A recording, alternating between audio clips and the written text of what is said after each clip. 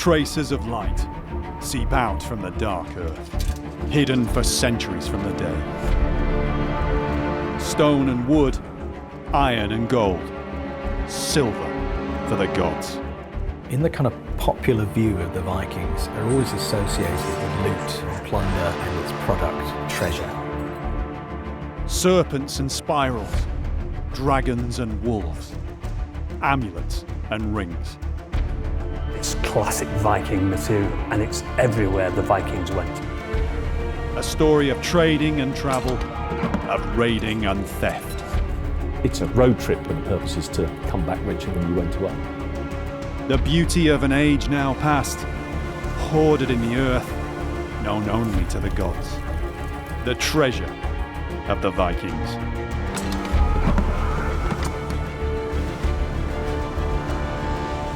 From the late 8th to the mid-11th centuries, the Scandinavian peoples burst from their frontiers almost wherever the seas could take them. Through archaeology, now we can explore the world of Viking life by understanding the realm of the Viking dead.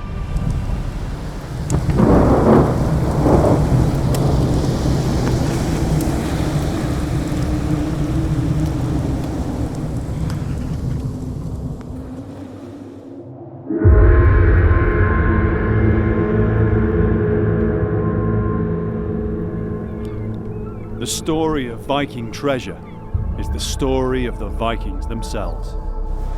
The richness of imagery and the wonders left to us now. For some, it reflects the voyages and adventures, the romance of a period that fascinates us. For archaeologists, Viking treasure is more broadly defined, beyond fine things alone. Life was short and often violent, yet it was not without its beauty. The sagas convey to us echoes of the Viking Age, tales of heroes and the battles they fought to win great fame, and most of all, treasure. Yet the sagas were written many years after the Vikings lived. One of the problems about understanding the Scandinavian point of view at this time is that, of course, the Scandinavians are not writing things down. They're making runic inscriptions, but these are more or less kind of epitaphs on monuments to the dead and so on. They don't give us a lot of information, especially not in this early period, in the 700s and into the early 800s. If there ever was any contemporary Scandinavian literature, it's now gone. But many physical clues about their society remain. Archaeologist Tim Sutherland has worked on Viking sites. He's in Nottingham to see a special exhibition of artifacts from around the British Isles, reflecting this extraordinary period. The Viking Age is distinct in its visual record, its art. One of the interesting things about the Viking period is the artwork. It's so distinctive. It's beautiful to look at, and it also seems to appear out of nowhere and then becomes very classic Viking in style. The imagery is clearly defined and instantly recognizable. It's related to, yet different, to Anglo-Saxon or other European Christian art. There are several styles of decoration. There are animals and mythic beasts, wolves, ravens, and always serpents and dragons. A lot of it's made out of very basic materials as well. I mean, there's metals and there's stone, but there's things like walrus ivory and wood. And so it almost looks as though they've been trying to make things out of everything. It's almost as if they couldn't help themselves and produce artwork. And of course, it seems to get better and better until it's classic Viking material, and it's everywhere the Vikings went. Probably most of the physical manifestations of Viking art have not survived. Artifacts perishable by time and the earth. Apart from aberrations like the Oseberg grave, they mostly don't survive in the ground. The Western Viking Age lasted barely 300 years, but the archaeology from the time is distinct. The physical artifacts above all else define in our minds the Scandinavian peoples who made, wore, traded and looted them. They're made of stone, of metal.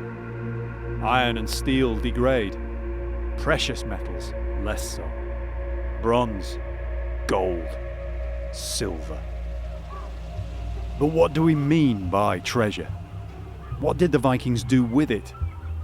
And the treasure itself, over the years of the Viking period, how did that change?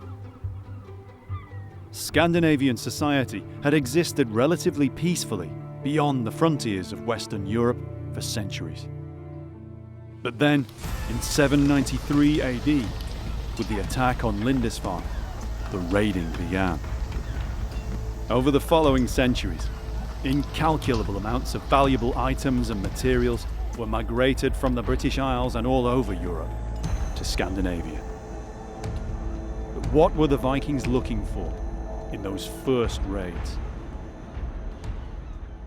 I think in the early part of the Viking Age, the kind of literal loot that Scandinavians are taking and bringing home with them is mainly, frankly, anything they can carry that appears to be of value, especially anything made of precious metals. From the early decades of raiding, very little has survived. We find some of this material recycled. We find coins made into pendants, things like that. They're certainly not after money in the way that we understand it. Scandinavia was not a coin economy in the early Viking Age. I think the bulk of the stuff that's coming in from the raids is probably melted down and then recast into new forms more to Scandinavian taste. So how can we understand exactly what treasures the Vikings were after when they attacked Lindisfarne?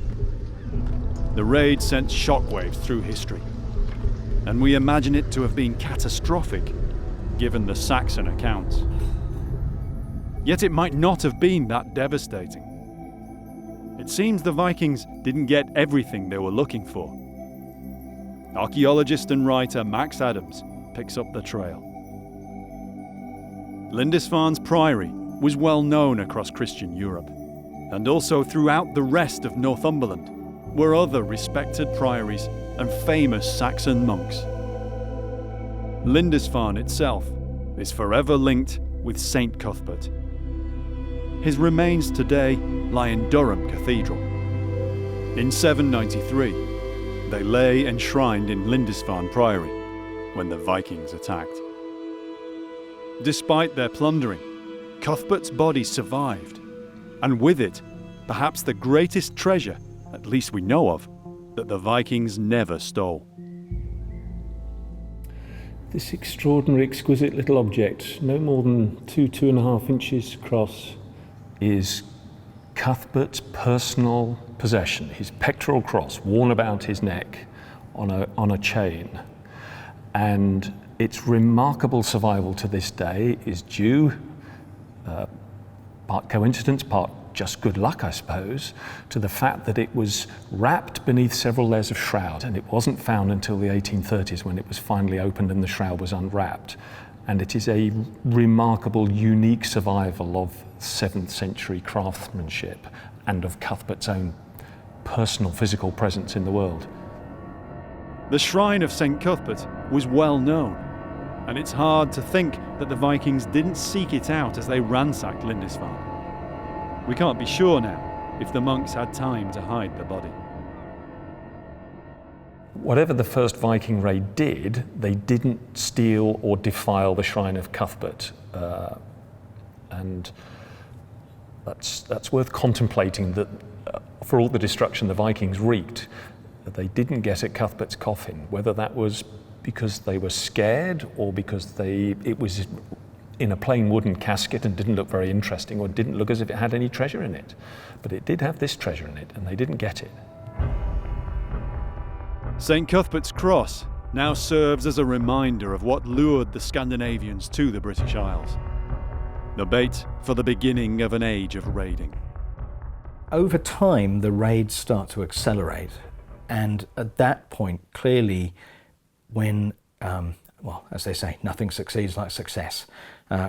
If you happen to know that Olaf in the next valley has suddenly got some nice shiny new brooches, or is melting them down and making silver things, you start to wonder when you're there, shoveling the dung pile or whatever.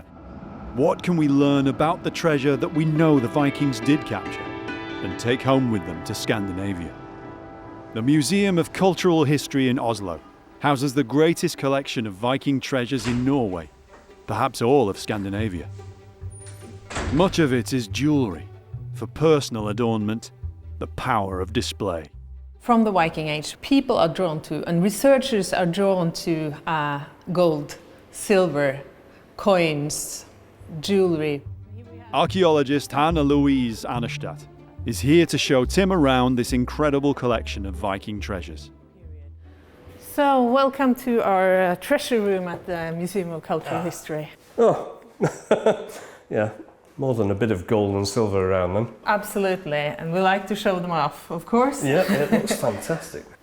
So we just collected all the really important objects and put them into one room, and it gives a certain effect.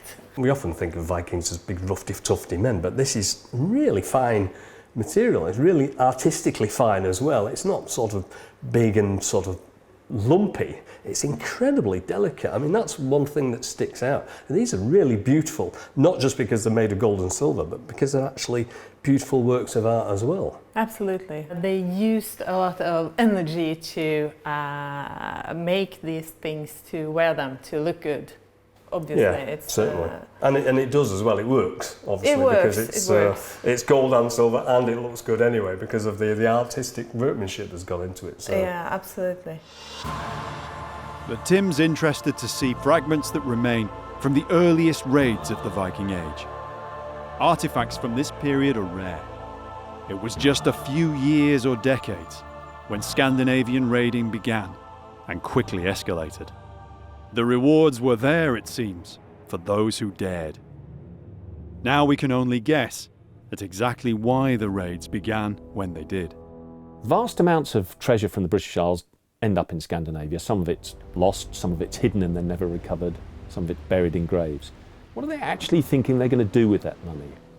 I think first thing on their mind is they're going to buy themselves a wife. In other words, now they've got cash, they can afford to proposition a woman they've got pretty good idea which girl they're going to proposition.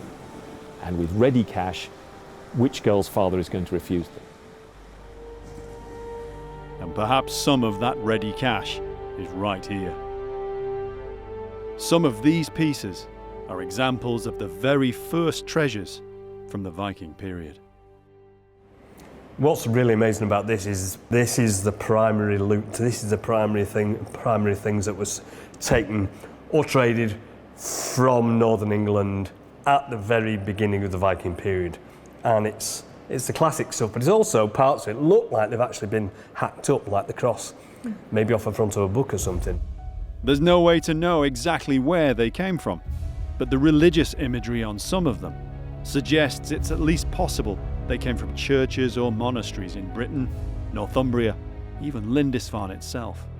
It looks like it's the corner piece of a gospel book, and these were very specific and very identifiable, and sometimes they had a nice jewel in the corner, and that almost looks like it had a jewel in that little corner piece there. But it's all the swirls and all the artistic work that we see in very common usage in the Anglo-Saxon period, like the brooch underneath. You can actually see it being ripped apart and used as basically loot for dividing up and saying, yeah, that's your bit. So you could pull items apart. All the gospel books would have had the facades written off, all the nice jewellery ripped off the front and then divided up amongst themselves.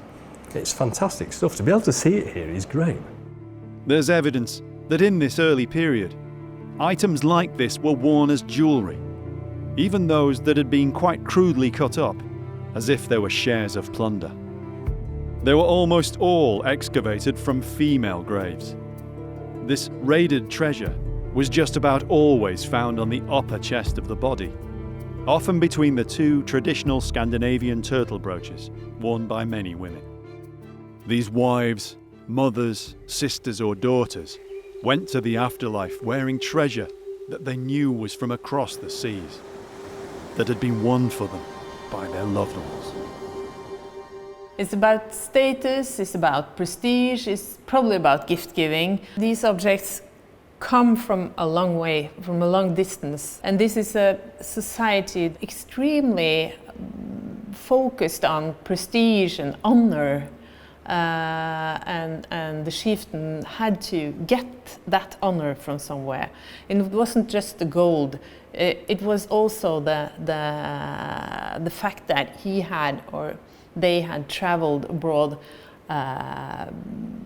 maybe fought for these objects, won a battle, and then come back. It's really materialized prestige and honor.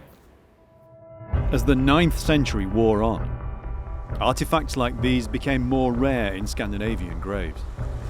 The Viking Age had only just begun, but things were changing. Of course, as the decades go on, the pickings get much thinner. People are a little bit more wary. Monks move inland. It's, you know, the first wave of is too good to be true. Then after that, I think it gets a bit thinner. Raiding had probably been small scale at first, but now it had expanded to a different level. You have to think about, how did the raids actually get organised? Who owned the ships? Who equipped the people on them?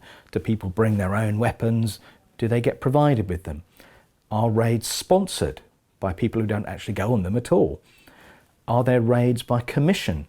Now, what I'd really like is one of those, not so much of these next time, okay? We don't know, but we certainly see enormous amounts of material filtering back into Scandinavia. As the treasure flowed in, the Viking world itself was transitioning fast. But as the raids go on, as they escalate, the proceeds of those actions are more fed into the economy in a formalised way. And this is when we start to find silver bullion, hack silver, where finished objects like arm rings or whatever are cut into pieces and quite clearly used for their weight, their value, rather than their aesthetic qualities. Jewellery and prestige items seem to take second place now to sheer amounts of material collected in hordes. One of the things we associate with the Viking period is the Horde. And it's not just one or two. There are hundreds of them. And some of them are quite small and quite distinctive, almost certainly personal, but some of them are absolutely massive. And the number of them is astounding. I mean, they're all over the Viking world. Hordes aren't exclusive to the Vikings. They've been found from Roman, Anglo-Saxon and other times. But from the 8th century, they seem to flourish in the archaeological record. Viking hordes have been found across Western Europe and as far away as Iceland. They often contain gold and copper alloy or bronze. But most of all, they reflect the Scandinavians' apparent favourite material. The hoards contain things like coins, but a lot of them also contain very beautiful pieces of art. And you could argue that some of this was left intact because they appreciated its value. It's not just the silver content, it's the value of the artifact itself, and they wanted to retain it. In the decades and centuries after the Lindisfarne Raid, the Vikings went from raiders and invaders to settlers. As with every other place they journeyed, so too did their treasure hoards. And the British Isles were no exception. Lakeside Arts in Nottingham is the current home of a travelling exhibition which features some of the greatest hoards found in Britain. This is a fantastic exhibition because what they've done is they've brought together a large collection of hoards from around Britain. Also, some of the most important hoards, some of the big ones from various parts of the British Isles. But they don't all at first look like treasure. It is almost like a collection of material that you see in a hospital that the kids have swallowed. I mean, there's such a variety of bits and pieces, and they're quite small as well. The majority of them are things you could carry around with you in your purse. They do seem to like their well-defined small pieces of silver, or something that can crumple into a small piece of silver. it's clear that the material itself is often what's being valued, rather than the form of the item. So you've got the ingots, and then you've got the coins, but you've also got obviously things that have been chopped from bigger pieces. And whether that's to make it more portable or whether that's something so you could distribute it between your friends or use it as the equivalent of a coin or a method of payment.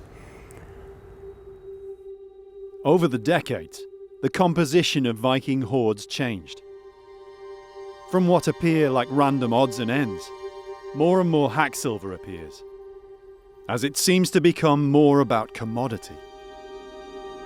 This change is also evident in the hordes found in the Vikings' homelands. We see it in the economical transformation in the hordes, where you get the bullion, the smaller pieces, the coins, the use of precious metal and especially silver as payment. So it's kind of an economical transformation that draws Scandinavia closer to the international trade networks, both in the east and in the west. So what you consider to be valuable changes in this period. Precious metal as payment was all that mattered now.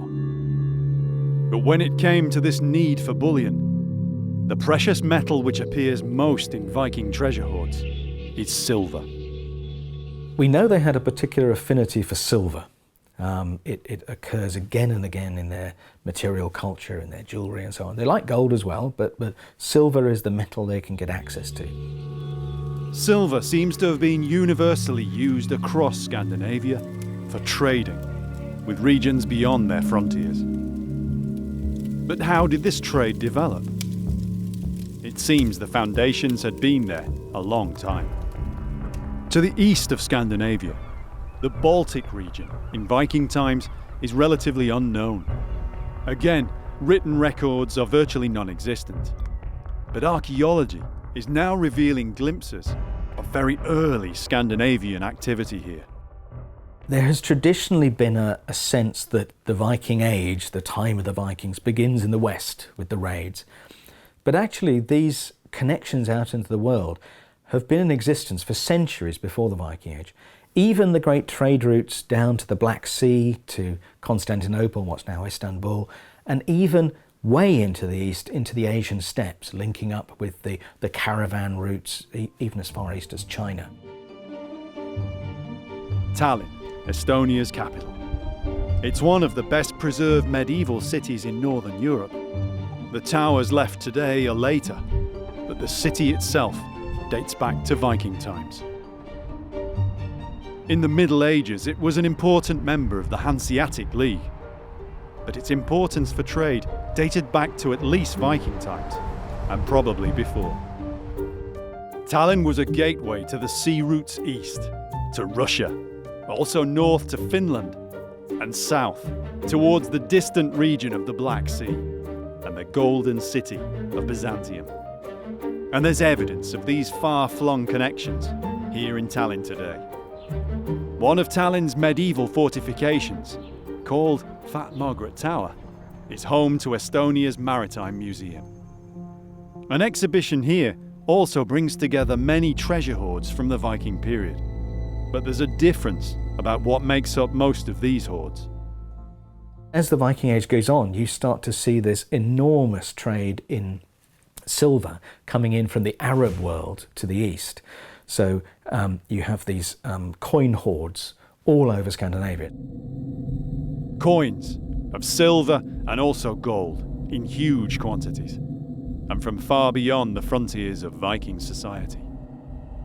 It's staggering. If you look at this silver, there's all different types from all around the world, and basically you can see the quality of it. It looks like it was made yesterday, or it almost looks fake. It's so pristine, and that's amazing. That's what's amazing about this museum, is that there's coins from all over the place from different periods, all throughout the Viking periods, and it's got all different types of hoards as well. There's private small hoards, or there's group hoards where it's obviously more than one person's wealth. They range back in date to late Roman times and are from all over Scandinavia and Europe. But by far the most are from much further east. Some of the coins are dirhams from the Middle East, which are very specific coins. I mean, you can tell how far they've come, and others are, from various other parts of the world. And it shows the extent that the Vikings were trading. One of the nice things you can see here are the details on the coins themselves. I mean, you actually see the inscriptions, how they were made, when they were made. They would have had the name of the ruler on them as well. And so you can quite often easily date them. Some of the dirhams look more like coins from the 19th century rather than the 9th. I mean, just look at these. These are amazing. Minted over 1,000 years ago, and yet they almost look fake. They almost look brand new. It didn't matter that they were foreign coins. The Vikings only cared about the metal itself. Vikings, of course, the Scandinavians, most of them carried little balances. They were very, very careful in weighing treasure by weight, scrap metal. It's nice to see the scales here, because that's what's important about this silver. It's not the denomination of the coins, it's the weight and purity of the silver. So if you know the purity, then of course all you've got to do is chop up your silver into exactly the right amount of weight. And remember that what we see in the archaeology is a tiny, tiny fraction of what was originally there. Most of it has probably been melted down over and over again and has been recycled, out of the Viking Age. Neither silver nor gold occur naturally in Scandinavia. They raided Britain and Western Europe for it. But when it came to quantity and purity, the eastern supplies were incomparable. But how did this amount of silver travel the vast distances from Arabia? The inland areas of Estonia and northern Europe were wildernesses. But the Vikings were experts in mobility. Just a short drive south of Tallinn, Viking Age is a reconstructed Viking village. There's a highway from Tallinn now, but in the Viking Age, the road wouldn't have been the best way to travel here. Rivers like this have hardly changed since the Viking times. There were no real main roads. There's very little in the way of progress through the country, and these are the equivalent of the motorways of their day. You get people coming up and down, using the rivers to get in and out of the country, bringing in the trade goods, and also taking out goods like the timber or whatever that was valuable from the country that could be taken out of the country as well. As the Vikings travelled further afield, it was second nature for them to use rivers to travel inland, and their boats were well suited to it. The shallow draft boats would have been absolutely ideal, because some of these rivers are literally about half a metre deep or something, and the ships were perfect for actually skimming over the surface right up into the heartland itself. The river networks ran for hundreds of miles through the vast North European forests. To journey them was perhaps as long and was maybe at times as arduous as crossing the Baltic or the North Sea. Viking boatmen would have probably never even seen the sea. A lot of them were actually born and bred and used the boats inland, and it was very rarely that anybody would have got out and gone across the sea. Rivers like this were the real key to the expansion of Viking trade. Archaeologists in Estonia are now mapping the silver routes, showing this incredible international network, not just in the Baltic, but for hundreds of miles to the north, south, and east. We think of the Vikings as people who have stolen wealth and taken it back home. What this evidence shows us here is the extensive trade networks around the world. And these people are bartering, buying, selling, not just stealing it, they're actually using commerce as we see today. And that's the information that we're getting from all this. And nowhere has there been found more treasure than on a single island in the Baltic Sea.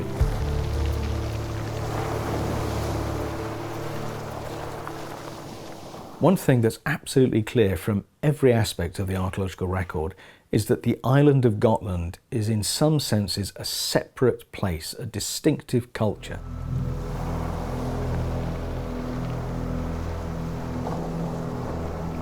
Gotland lies almost at the centre of the Baltic seaways, and this must have influenced life on the island virtually since sailing began. The Viking Age in Gotland lasted longer than almost anywhere else in Scandinavia or Europe. And the people of those times certainly left their mark here. One of the things that is most apparent when you start looking at the archaeology of Gotland in the Viking Age is the silver. There are so many hoards, buried deposits of silver on Gotland, that if we make a distribution map of the Viking silver hoards of the Baltic, Gotland is kind of black because there's no space between the dots.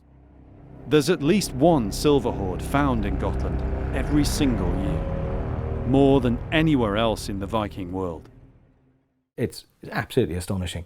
There are some parts of the island where absolutely literally every farm has a silver hoard. So they're not just trading in silver, they're doing different things with it than the rest of Scandinavia. The big question is why? Archaeologist Per Widerström has excavated many hoards on Gotland. People in general, I think of history on Gotland, and it's an island, it's an isolated place packed with history. There's lots of evidence for trade in Gotland going back to the Stone Age. But with the Vikings, it reached a different level. There was a strong culture here, and this shows in the archaeology. During the Viking Age, something else happens, and we can see that there are large amounts of especially silver coming in here, and we can also see that the jewelry on the Swedish mainland are very similar from north to south, but on Gotland is something completely different. So it's really important for the Gotlanders to stand out from the rest. Per is one of a small team of archaeologists on the island, whose task it is to investigate every new treasure hoard. In July 1999, when another hoard was unearthed, no one was too surprised. At first it was another hoard, but then we realized that this is something different and something else. Even today, it stands out in the archaeology of the Viking Age. It had come to light in the northeast of Gotland, on a farm called Spillings. The discovery of the Spillings hoard, the largest Viking silver hoard ever found, not just on Gotland but anywhere, is one of those amazing moments. Metal detectorists working with Gotland's museum were routinely surveying a field where the landowner had over the years found dozens of silver coins. The landowner at Spillings, he's very interested in Viking Age, and he said that you need to go over this piece of land. There is something here, I'm sure. At first it seemed that all there was in the field were rocks, and they were on the verge of giving up. It took us a while, and then one of the museum metal detectorists went there and got his bright signal, and that started it all, actually. The detector signal went off the scale. They found not one, but 3 deposits of metal buried in the shallow soil a few meters apart. It was clearly a big find. I think we realized quite fast that this was something different, but not how different. The fragile finds had to be carefully recovered, and quickly. Many visitors flocked to the site.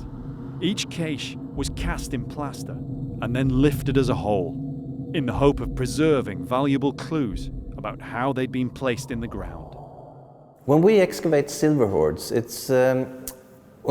we'd like to keep them as intact as possible. We'd like to see if they've been if people have been taking things from them, or if there's been things added, and as there are lots of coins in them, sometimes we can see that there's a gap for 20 years, and then they start refilling them again.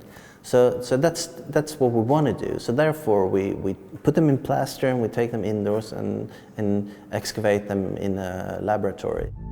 Each individual piece had to be separated, cleaned and conserved. It was to be more than 2 years before the team would begin to know the full picture. Most hoards are chance finds and are often dug up before the archaeologists even hear about them. But at Spillings, Per had an opportunity to do a proper excavation and investigate the burying of the hoard. They set to digging in the stony field. While we were excavating there one day, this old lady came to us, and she was really interested in what we were doing, because she told us that her husband used to farm this land, and she said that on this spot where we were now, he was very annoyed all the time because he got steel wire tangled into the harvester, and he took it out and he put it on a big pile of stone, and that pile of stone was now later taken away.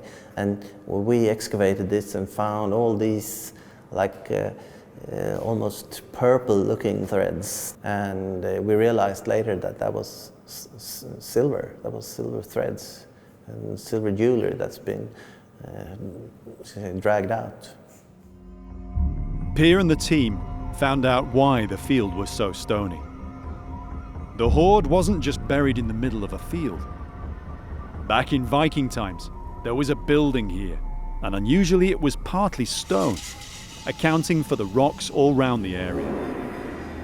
It was 10 by 50 meters, huge by the standards of the time, probably with an upper floor. But there was no hearth, leading Peer to speculate it was some kind of storage or warehouse. The Horde, in the 3 holes close together, had been beneath the floor of this building. The steel wire that snagged in the harvester was literally just the beginning. Spillings was clearly a spectacular find. Neck rings, arm rings, finger rings, bars, ingots, and other hack silver. One part of the Horde was bronze. By itself, just this amount of material was greater than many Hordes found on Gotland. But what made the find truly unbelievable were the coins. In all, there were more than 14,000 of them. Altogether, it amounted to the largest Horde from the Viking period ever found. Not just in Gotland, but anywhere. It was truly unique. Not so much of its size, because even though that's amazing, I mean, it's 67 kilos of silver and other metals, it's really because of the context of it. What does that Horde mean? What could it buy? I mean, what has happened for that amount of wealth, money, if you like, to be left in the ground and never recovered? Did whoever did that die and not tell anyone? If you know that Grandad buried sort of the tax burden of the island for 6 years somewhere in your property, I mean, would you not tear the walls down? You know, it's very strange. It's also hidden. It's inside buildings. You know, somebody's literally pried up the floorboards and buried this underneath in sacks. The Horde is now displayed in Gotland's museum in Visby.